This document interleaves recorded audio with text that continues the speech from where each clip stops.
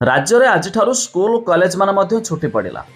देखु एने CM Odisha x post रे शेयर करछंती जहाँकि आमर मुख्यमंत्री मोहन चरण माझी बड़ घोषणा करछंती।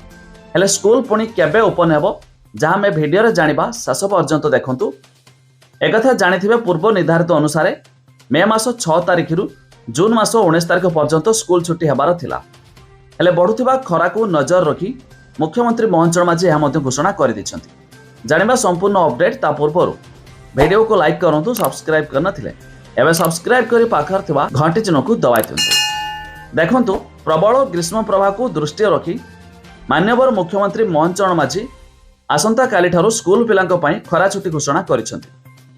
तबे जाकी एप्रिल 23 तारिख ठारू अंगनवाड़ी शिशु बाटिका ठारू आरंभ करी द्वादश श्रेणी पर्यंत तबे जाकी +2 पिलामानक पई राज्यर समस्त सरकारी और बेसरकारी शिक्षानुष्ठान बंद रहिबो बोली मुख्यमंत्री निर्देश दैछंती।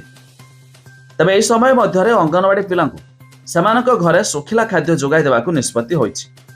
जेमिति कि आपण माने जानिछंती अंगनवाड़ी पिला माने अंगनवाड़ी रे मध्य रंधा खाद्य खाइतांती। तबे से सुखिला खाद्य मध्य घरे पहुंचाइबा पई निष्पत्ति होईछि।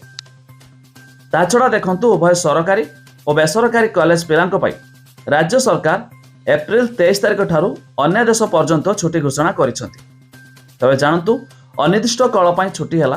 तबे केउ तारिख रे ओपन हेबो एनै मध्य सरकार घोषणा करि नांती। तबे जदि रीओपन हुए तबे ताहा मध्य पुणी आगकू आपण जानि पारिबे।